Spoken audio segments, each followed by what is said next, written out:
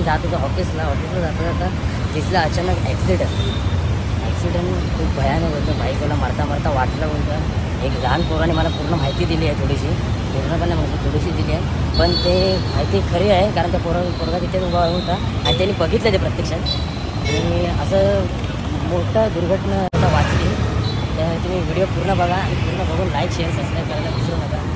Video पुढे guys देखिए इधर कुछ तो हुआ ही लग रहा है.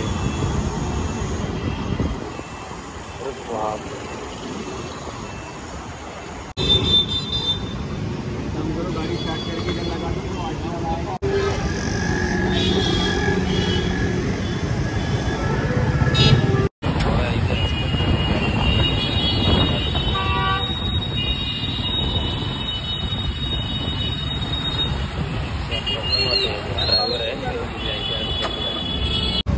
नींद में रहा ओला वाले तो किसी ने दबाया होगा. मत मारो बिल्कुल इसको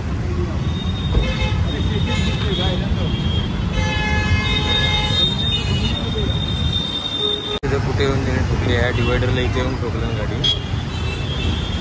ट्रॅफिक जाम.